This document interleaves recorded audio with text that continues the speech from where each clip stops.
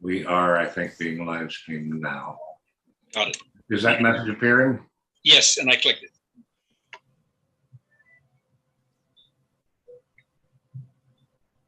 Aha. Well, it's Appomattox Day, and from New Orleans to Los Angeles to, where are you, Paul? In just outside Penticton in southern British Columbia. On this day in 1865 in Penticton, I'm guessing almost nothing happened, correct? Yes, but in those days it was a swamp. Oh dear. So some raccoons might have attacked bears. Well, Or something like that. Or bears attacked other bears. I can relate because today Los Angeles is a swamp. So I can relate. Did you say, what did you say, Bill? I didn't hear you. I said I can relate because right now Los Angeles is pretty much a swamp. What? Not weather-wise, but politically. No, dear. Tell us what's going on in Los Angeles. Oh, I don't know. We just have. I went to it was called Santee Alley recently. That's where the big shopping area is in the garment district, and it was just filled with people just spending government money buying clothes, and all the mannequins were all salaciously dressed, and everybody there was just they're just spending government money buying new clothes, just watching while Rome burns. It's just gross. This may seem a little different, but maybe along the same parallel. I was in a supermarket here a couple of days ago, and I was looking for some other item, but I passed by, maybe 40 feet of various diaper products for children. The pictures on the diapers with, I would say, were 80% Negro or Hispanic of some sort, or Oriental. At best, 20% of the pictures of cute little babies were white, and this is a community that's probably 95% white. Just to me, just a wet washcloth slap in the face. I know it's a trivial thing, and one of my many online critics accused me of obsessing about trivia, like I was criticizing the government for declaring April Sikh Heritage Month. My point is that we don't have a white heritage month or a European heritage month or a British heritage month. It's endless catering to the invading minorities, and indirectly it's insulting to us, the dispossessed majority. My critics says, there are far more important things like defending the Ukraine. I said, well, I'm an isolationist, so don't bother me about it. I don't know if you all can see the front page for First Horizon Bank. Well, are you trying to make me ill? Well, I want to explain that your experience with the diaper roll, the diaper aisle, whatever it is just typical of the world. This is my bank after a merger. My bank was formerly called Iberia Bank, and it was named after the Spanish settlement in Louisiana, going back to 1767. And, it was the oldest remaining Louisiana-founded, Louisiana-owned bank in the state, and it's been merged into this. And yeah, it's a little bit depressing that I have to look at this when I want to look at my accounts online. Right, but also you have to realize that much of this is driven by capitalism, because all the marketers now are targeting the demographics that have money to spend, and they spend it carelessly. And those people are the non-whites who get government paychecks, government doles, government EBT cards, because they get it irrespective of their work. They don't have to husband the resources because it comes in. The white working man has to be careful how he spends his money. So he doesn't go just buy clothes willy-nilly and go and shopping for all of this useless stuff. I go in the grocery store and I see these people that packing up, buying all of this expensive snack foods and things like that with no care of what it costs. And so the snack food advertisers target those people because that's where the money comes from. It comes from the government, it goes to them, and they spend it on these things. Whereas we husband our resources and we'll go and look for, maybe buy, potatoes in bulk as opposed to potato chips. And that's, of course, is not just because of the cost, it's also because it's more health conscious. But it's capitalism at its worst. Well, I agree with you up to a point, but I think that in some cases it's more sinister than that. For instance, the Toronto Dominion Bank, one of the banks I deal with, every time you go to the bank machine, we call it the green machine, but the bank machine, I have to put up with a picture on the little TV monitor in front of me of a rainbow sweeping from right to left and some sloganeering, forever proud, hashtag forever proud. They're a radical promoter of the LGBTQ agenda, and they fund a lot of LGBTQ projects. But I have to ask myself, the whole LGBTQ crowd are about 1% of the population. Does that mean the TD Bank is really doing that poorly with that 1% of the population that they have to offend a considerably larger percentage of their customers, not all of whom would be offended, but many new immigrants, East Indians and Chinese, for instance, are not huge fans of the LGBTQ thing. And many white people would rather not have this preaching right in their face. I think it goes beyond, we can get more money, we can get more customers. I think, at least partially, it's putting us in our place. This is the world they would like to create. And I see this this is the time we get a lot of corporate reports. I get them in the mail, shareholders reports, and they're on the covers report after report after report, a very diverse group of characters, even though it's, let's say, a petroleum exploration company where there are not very many non-white workers. But there they've got a black and an oriental and so on. In some cases, you practically need a magnifying glass to find a white person. This is not reflecting the world as it is. This seems to be reflecting the world they want to impose on us. I think it's not that exactly. I think it's more like they want to be part of the cool crowd, just like when we were growing up and we were in high school. The cool crowd, certain portion of us thought they'd go out to the parking lot and smoke cigarettes, or the cool crowd would go to the football games and they get all drunk, or the cool crowd would go smoke marijuana. So I think it's the mentality. The people that are in these positions of advertising and corporate management, they want to be part of the cool crowd, and they still perceive the cool crowd as being promoting all of this anti-normal agenda items that you've just spoken about.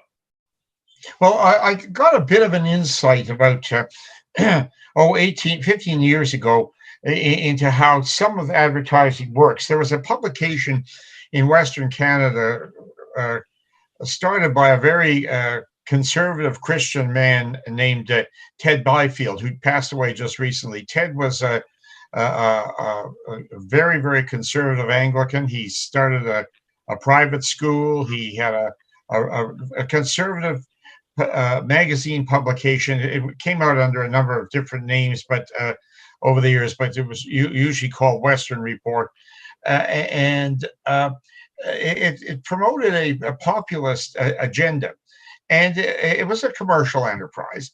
And his son told me that they got almost no national advertising. They would be an idea. Their demographics and the income, the income of their people would be in the roughly upper middle class. So you'd think that they'd be a prime market for airlines and so on. He said we got almost no national advertising, like from airlines, um, major department stores, even though our demographic would be a match for their products. And he said the advertising is controlled uh, by advertising agencies that are pathologically pro-LGBT, and this is nearly 20 years ago.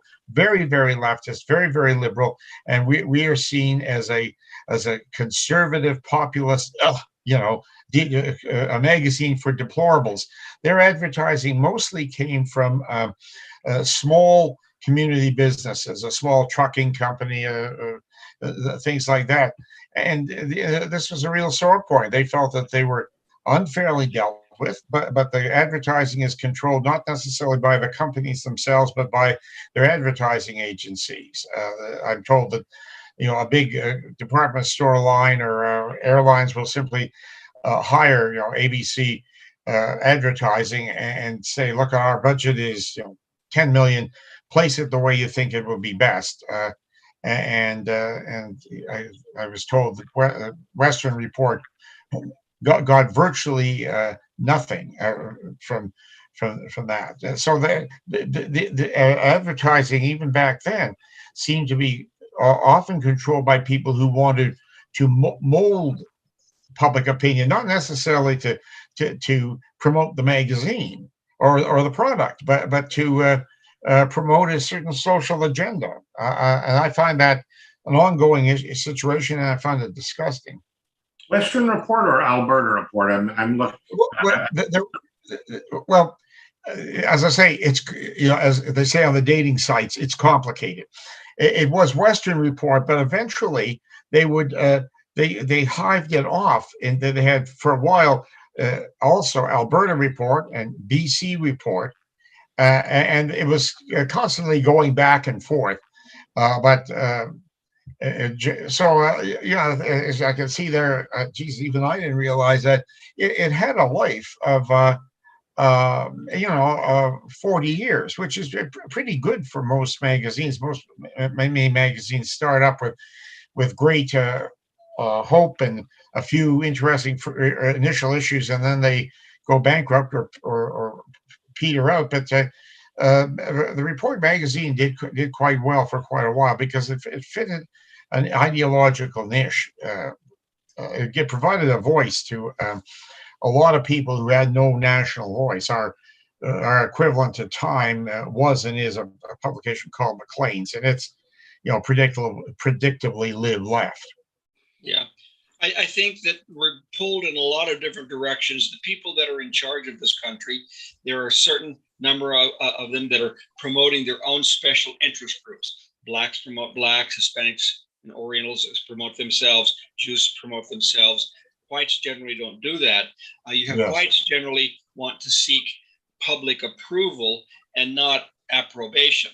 And so you've got all of these other ethnic and religious groups, Muslims or Jews, pulling for their own. White people want to seek public approval, so they don't want to stand for their own because they were raised that way. I mean, if you take a look at Mitt Romney right now, he's just really way off the deep end, seeking public approval, and he's going against all of the principles that were ingrained in him through his culture that he was raised. Of course, his father, George Romney, also sought public approval, and he was a Republican, but he leaned leftist because that was the ideology of the cool people at the time, as it still is today.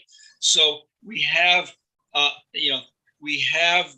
the various ethnic groups and minority. I hate to call them minority because they're not, pulling in one direction, and the white people also pushing in that same direction because of they're looking for public approval.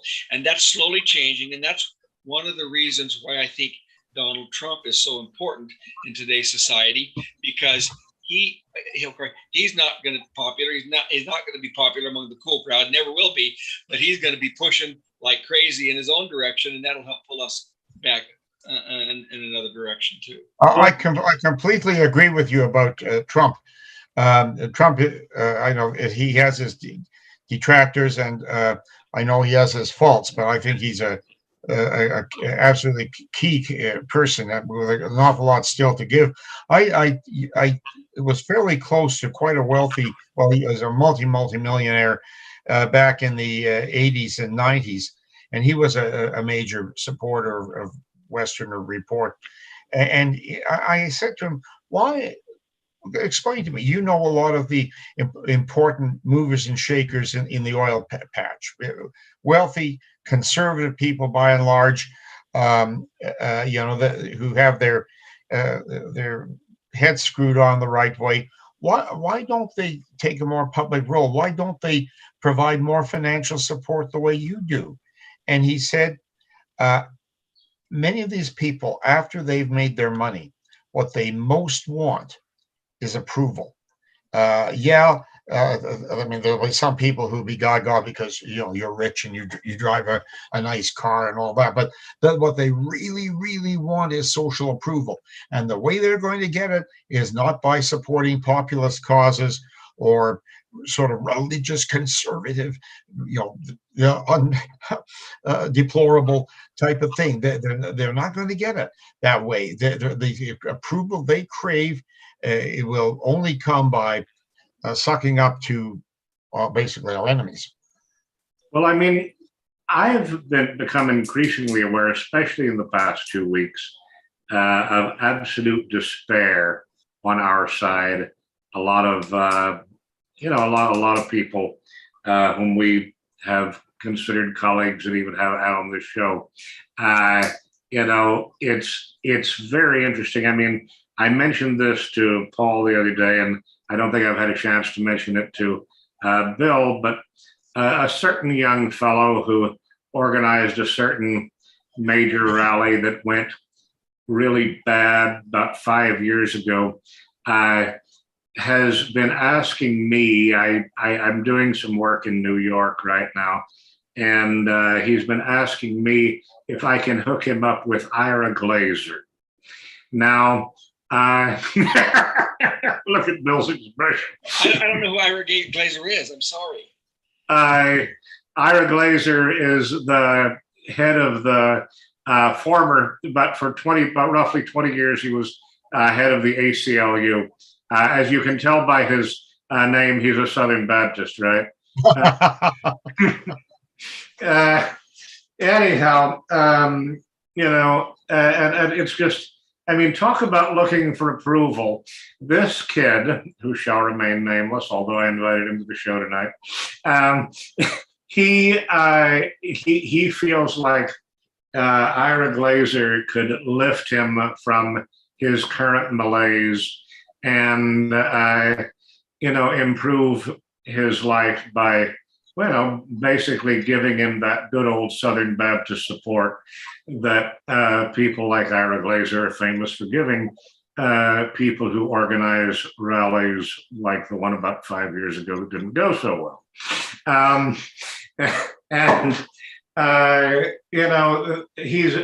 This young fellow is not the only one. Basically, thank God that I was locked out of my career in the world so many years ago, because it just doesn't bother me anymore. And I live in spite of it. And I'm not trying to correct the error of my ways by, looking up people like Ira Glazer. Ira Glazer's claim to fame is this. He retired from the ACLU, and a year or so ago, he wrote a thoughtful piece that unfortunately the ACLU is no longer across the board standing for civil rights of everybody, even unpopular causes, as they did in the 70s when the National Socialists marched through Skokie, etc. He says it's now become very he didn't say cultural Marxism, but politically correct, and the people in there are only striving for their groups, their own ethnic groups' self-interest. Like I think he said, blacks for blacks and Hispanics for Hispanics, gays for gays, Jews for Jews, and there is no longer that overriding commitment to principles like freedom of speech. Now, I don't know if in fact there ever was, but let's say there was. He said, well, there's been a deterioration in the ACLU. I think that's what your friend is hanging his hopes on. And believe me, I have dealt with um, relatively principled Jews in Canada who purport to be for the civil rights, let's say, of Christians, etc. He is dreaming. They will not touch him with a 9-foot pole or a 10-foot Ukrainian. The, they won't. They will not. They will not. They will not. As long as he, in any way, shape, or form, is a racial nationalist, a white nationalist, and no matter what, he may rebrand himself, but it isn't going to happen. At least that's my view. Bill has had much more experience dealing with Negroes and black nationalist Negroes, and maybe I am wrong, but if he's looking for help from that source, it ain't gonna happen. Well, no, I agree with you totally. Like Charles just mentioned that there's a lot of people now who are discouraged, and that's happening clear across the board. And we're reading now that there's going to be a shortage of food possibly coming. Gas prices are high, and eventually the fiat currency that we just have been printing is going to result in a Weimar level inflation. And so people that have had all of this money to spend, and they spend it willy-nilly, are no longer going to have the money even to put food on the table. So what's going to happen then? Well, those of us who are the crickets instead of the grasshoppers, is that the right analogy? We'll have our 2 years food supply. We'll be ready, and we have our savings and our assets and our investments. But what's going to happen when the huge number of masses start to revolt? What's going to happen? Those of us who have, primarily the white people, they're going to be, again, conciliatory, and we're going to be run over in a big way. And then you're going to have the Chinese and the Jews and the others that don't have this conciliatory nature ingrained into them are going to come out on top. So I think that if indeed we're going to have the problems that some people are prognosticating or to occur, we need to realize that our appeasement isn't going to work. We can't go to the blacks or the other groups. They are going to promote their own self-interest, and their own self-interest is take from us. So we have to be prepared for that. We have to stand strong for our own. That's why in my country, if I'm not so sure that is the scenario will unfold, but if it is, the only resistance that I see is in the white working class around people like the truckers. The truckers defied the system, and I think with some success defied it. And they're the only ones with the backbone. Much of the business class, I think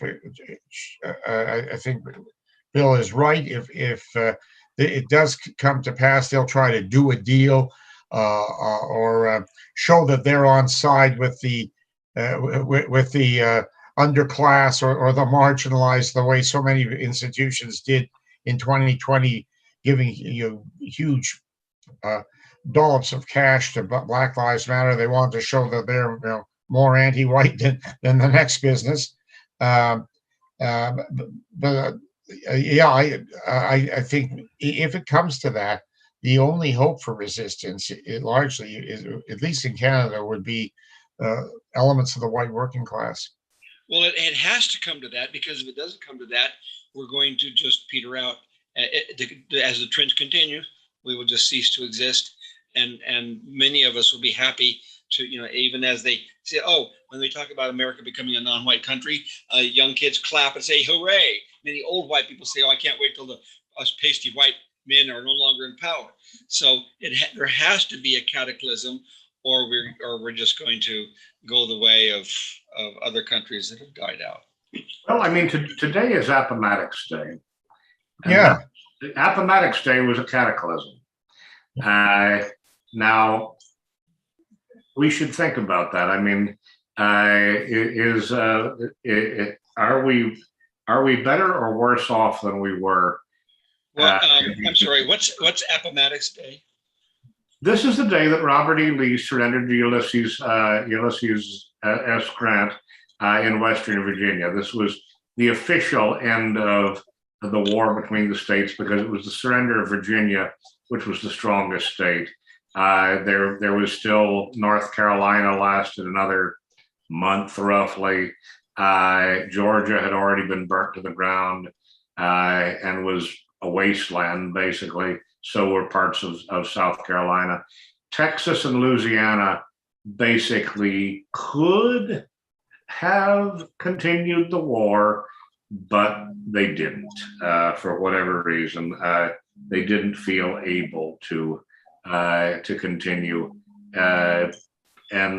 so I mean, the Juneteenth became a national black holiday because on 2 months out, 2 months and 10 days after today, a Union ship arrived in Galveston Harbor, which was still flying the Confederate flag, and Galveston surrendered without a shot.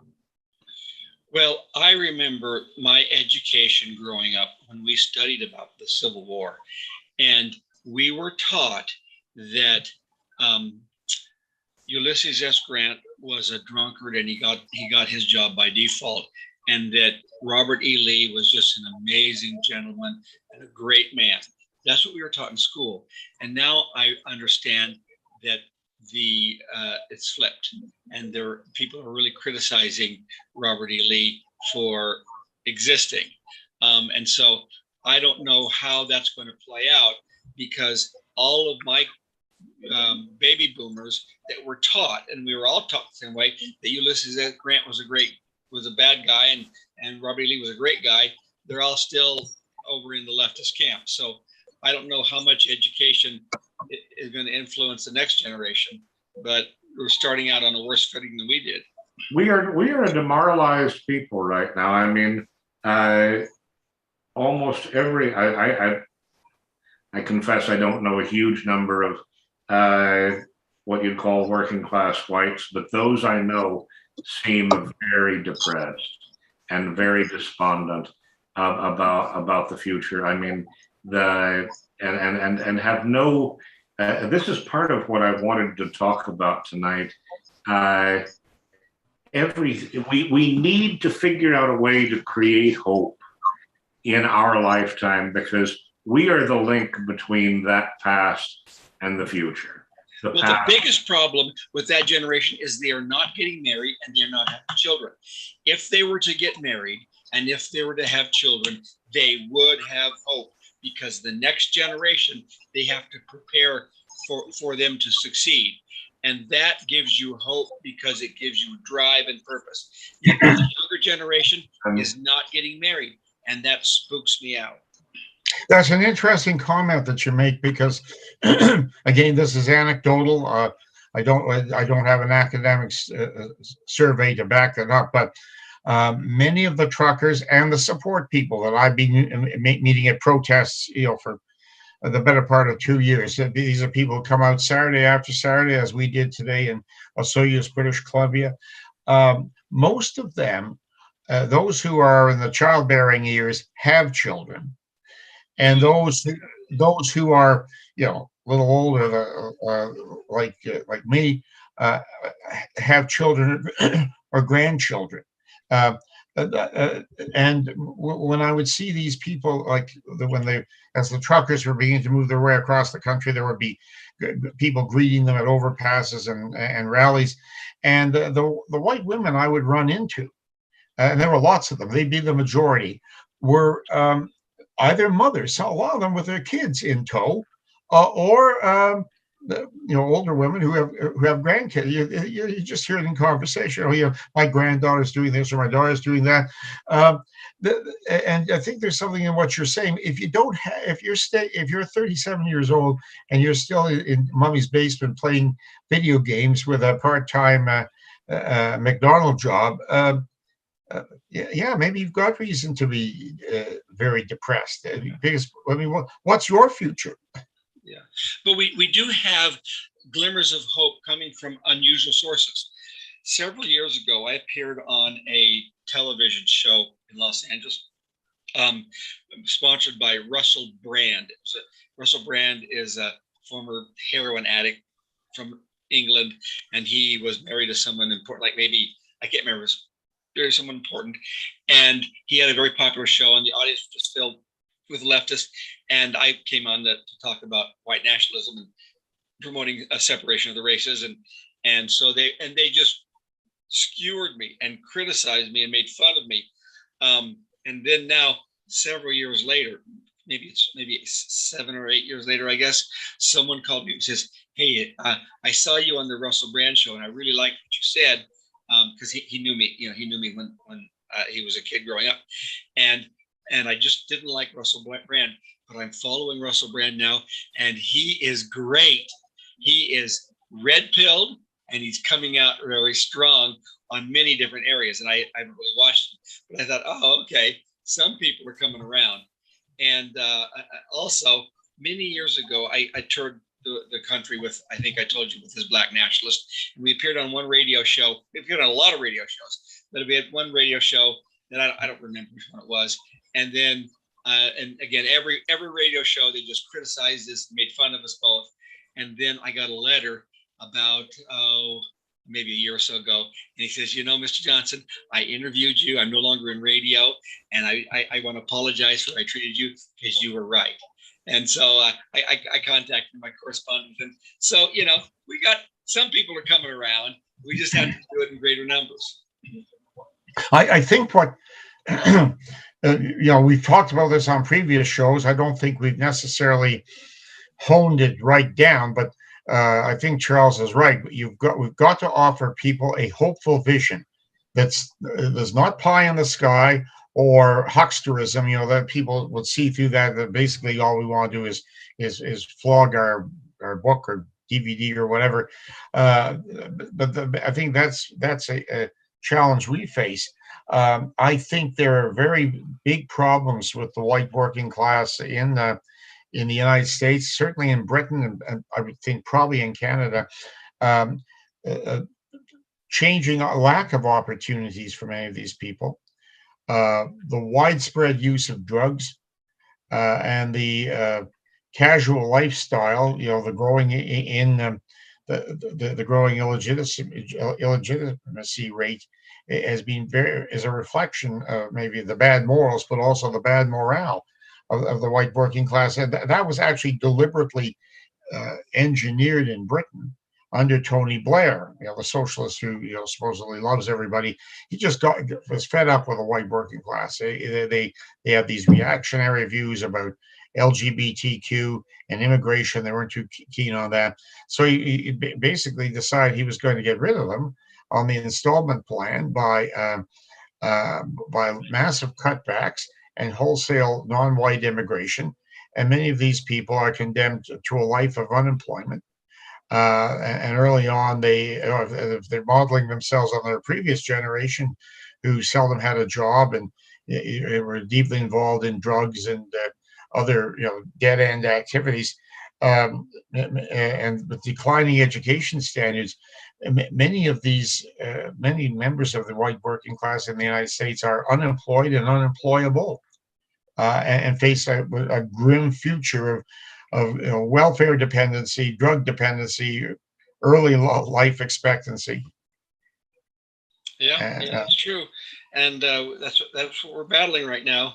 And so maybe if we no longer have so much disposable income, they won't be able to spend it on these bad things, because even these unemployed whites, they get money from the government too.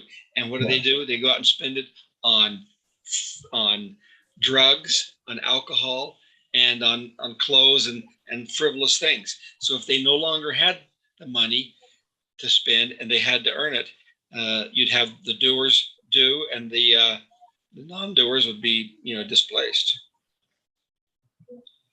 And that's why I think we have to gradually craft a vision of hope.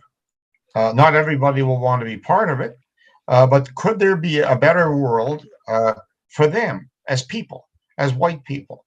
And what would that world look like? And how are we going to get there from here? And I know we've talked about that, to some degree in the past. I think we should do that again in the future. I think that is something of a mission. Another, you see, another member of this group from time to time has said that he basically sees no hope at all until there's a total collapse. And that is, we've said that is a very despairing view, to say that we've got to totally collapse. And because basically, if we totally collapse, everything's up for grabs, including the transition to a much worse, basically Blade Runner type world. I keep saying that within the political dialogue of today, we ought to be thinking of ways that we can rescue the world in the present tense without a total collapse. And I keep feeling like the whole issue of reparations and the whole issue of the fact that blacks have the money right now because other people want them to have the money. This is something, and power. I mean, we just swore the first. We just nominated, I guess, and confirmed the first black woman to the Supreme Court after she said she doesn't know what a woman is. I mean, isn't that the definition of near total insanity? I mean, is she any different from the gentleman who walks around with his hand like this, apparently holding up his pants and proclaiming, "I'm Napoleon"? Well, okay, we say he's crazy. Yeah, that's comic crazy. This thing, what's her, Katanji or whatever she was, claims she not able to define what a woman is. Well, get out of here. I mean, somebody should have asked her. Well, I mean, nobody bothered to ask her, well, are you a woman? Because we understood that Biden promised to nominate a black woman. So are you black? I mean, she should be required to, affirm that she is the answer to Biden's promise. And if she's not, she should have disqualified herself. No, that's very good. Otherwise, we wouldn't want Sleepy Joe not to have honored his promise. Yeah, but to go back to your statement, Charles, you said that we want to find a solution other than a total collapse, and that's what we need to do. But we have to realize that the problem is so monolithic, so insurmountable, so difficult, that even very wealthy and successful and smart people like Elon Musk come out and says, well, the only way we can save civilization is by settling Mars. He thinks that it's more practical to settle Mars than to do what we need to do to save this country. So we've got a task ahead of ourselves. Well, I wonder if maybe a beginning isn't the revolutionary idea that we as a people have an interest. We have a proud past. We should be proud of our past and look to our future as a people. Now, a lot of people would say, well, that's immoral. I'm a citizen of the world and things like that. But that's fine. They can be a citizen of the world. But to sell people, especially younger people, on the idea of white pride, that you are part of probably the greatest race that has ever lived for all these reasons. And you've been told a pack of lies. You know, all we ever accomplished was enslaving the blacks and holocausting the Jews and, raping the environment and so on. Those are not true. You're a part of a great past, and you and our group can have a great future if you're prepared to seize it and hold your head high. You've got nothing to be ashamed of. I wonder if a message along those lines, because I think you know a lot of the people who are wallowing in despair and drug abuse and so on and dysfunctional lifestyles don't have any hope. They don't feel good about themselves, and that's not surprising. They've never been told anything good about themselves as a people. Um, I wonder if that may be part of the root. I'm also, and I've been hearing this for over 50 years. The only time our day will come when there's a total collapse, and I see the argument, but I also see the big danger in that. If there's total collapse or near total collapse, the government that still has power will make it very certain that whatever limited aid that you might get to allow you to barely survive will not be there if we see you at any of these, Trump rallies or whatever the case might be. So if you're a coward now when things are not too bad, are you going to suddenly find your courage when you're dirt poor? Well, maybe, but I have my doubts. It's just, I mean, we don't have an infrastructure. This is the worst part of it. We don't have an infrastructure to offer. None of our supporters seem to be in control of the infrastructure, and so this is part of the problem, because Rick Tyler's out there in eastern Tennessee talking about attempting to take over, I believe it's Polk County, we can't even seem to get it together to take over underpopulated counties in the deep South. And I mean, I wanted to ask Bill, I wanted to go back to one of my absolute favorite of his ideas, which is to take over Haiti. I have a friend in the Dominican Republic, and I've discussed it with him. And I don't know if this is really a great idea to talk about it, but I'm going to talk about it here anyhow. He said, all we need to do is go into Haiti and basically start paying off some Haitians to revolt against their own government because it's so bad. And we will be able to take over Haiti in a matter of months. And we can do with that population then whatever we want to do, including Bill talks about creating the first white ethno-state in the New World there. And oddly enough, my friend in the Dominican Republic, who's a WASP, by the way, he's not Hispanic, but he said that the Hispanic Dominicanos will happily help us.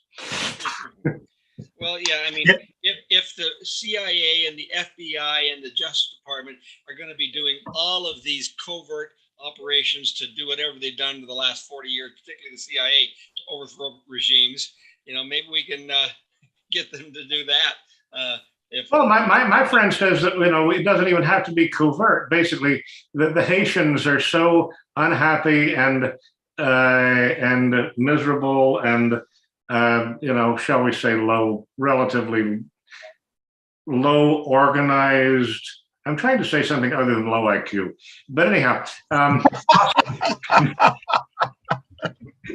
low IQ might be the easiest way to express it. But what it takes is it takes a certain amount of guts for us to go into Haiti and start doing that. But my friend Lucas said that he thought it could be done with, probably a minimal investment of maybe $200,000 to start paying the Haitians to tear each other apart, and they'll love it. And is that easier than, say, negotiating reparations and saying, we're going to give you part of the United States as reparations? I mean, I've been floating the idea for years, or trying to float the idea, I should say, for years, of Florida basically giving the warmest, most tropical, arguably most degenerate part of the United States. Sorry, Bill. I don't think I know you'll say it's really California is the most degenerate part of the United States, but don't know how much time you spent in Florida. It's it's really kind of disgusting, and we could get it, but it is very high value and much appreciated real estate. And I keep thinking that maybe we could talk people into taking Florida. And Sam Dixon, said that we might have to throw in Georgia too, and that's his home state. I don't like that idea so much because it sort of looks geographically. Florida is an appendage, and you can sort of cut it off, and it's still a coherent country. Whereas if you include Georgia, that's sort of like a dagger pointed into the heart of the rest of North America. And yet, it seems to me like compromises like that might be ways of getting things moving a little bit. And what would it take to get an idea like that entered into the mainstream, that we agree with reparations as a compromise? As a compromise position, we agree with reparations, and we're willing to give up part of the republic. And could that happen? And what would it do? Would it give us a foothold in the political world to really start campaigning for something like that? I don't know. I think that's not very high on the list of people of what people want. It's high on the list of what blacks want. Yeah. Okay. I don't know. Maybe possible, but I think that if we're going to be talking about pie in the sky approaches in Los Angeles, the judges have ruled that homeless people can camp out and live on the sidewalk. They put up their tents and live on the sidewalk. So, and the city council have approved this. So what I would like to see done is get the addresses of every single judge in Los Angeles County and the address of every politician, and then put some homeless people out to camp on their sidewalk. Right. Because they have the right to be there, and make sure that they have these missions bring the food to them every day, and so they can just stay right there. And I bet you get some changes take place. So you need to put that kind of pressure on there. Well, I think it's always important to try to devise ways to bring the war to the people who have hurt us. Had a conversation earlier today about these. Let's see, what are we not allowed to talk about? Oh yeah, these. The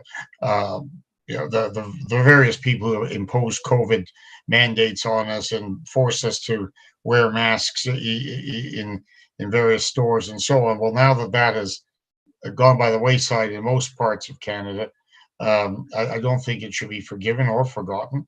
And we must find ways. I was arguing to one of my friends there to make those people who did that to us, wherever practical, suffer, or realize that it's not forgiven, it's not forgotten, and they must take some responsibility. I think that idea is brilliant in terms of the politicians and the judges. They can pass these airy-fairy notions of rights for the destitute, but of course not in their neighborhood. Well, I think ways ought to be found to make sure it happens in their neighborhood, and I suspect they would quickly come up with arguments to bring about just the opposite.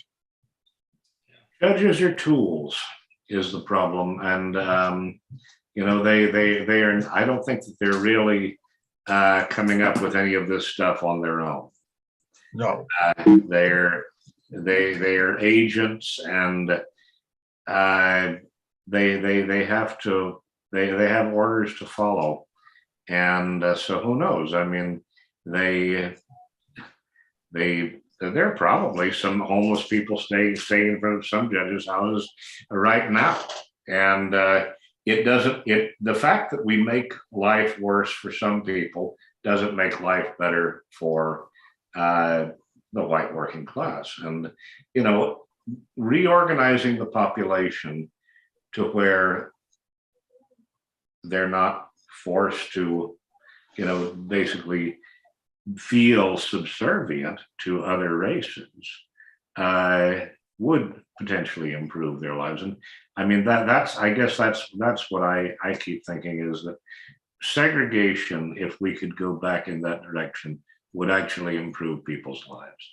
Oddly enough, I think it might improve Black people's lives too, but more. But I think it's been a disaster for everybody, and uh, it's just sad. I mean, Paul, we want to hear from you about what the conclusion of your week in Canada has been. But before we do that, I just wanted to mention today is Appomattox Day, but tomorrow is the French election, and Yes. For years and years and years, I've been praying that some member of the Le Pen family would be elected. And it's like Marine has gone far enough towards the center that she's got a good chance of being elected and of it not mattering.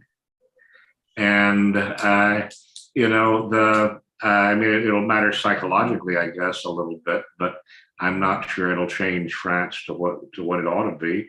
But now, what about this Lebanese Jew that was coming up very conservative? Is he in the mix too? Do you guys know? He's not in the top 2 or 3. He might be in the top 4 or 5. Zemmour. I mean, the saddest thing about him is that I guess he's to the right of Marine now, which is, one of those cognitive dissonant moments that drives people crazy. It's sort of driving me crazy because I was totally, and I confess, I was totally in love with Marion Maréchal and Yes. thinking she was going to, really become the head of the family, and she's supporting Zemmour. And it's because he's to the right of her aunt, and yet I really can't think of any nail in the French coffin larger than basically, putting a North African Jew in the Elysee Palace. No, I think you've hit upon an absolute gem of wisdom. He may sound good, but number one, he's basically an actor.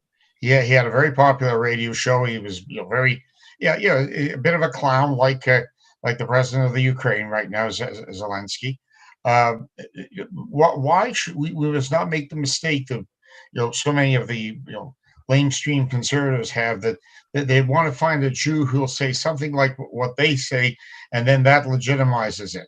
I don't see this fellow as any more French than Sarkozy was, who occasionally mumbled the odd conservative thing, though of course he really wasn't. No, I think we've got to hope for Marine Le Pen. I hope she makes it into the top 2, and we'll see where it goes from there. Well, I think she's going to make it into the top 2. I mean, what I'm scared to death of is that she could win and it doesn't matter. That's really the worst.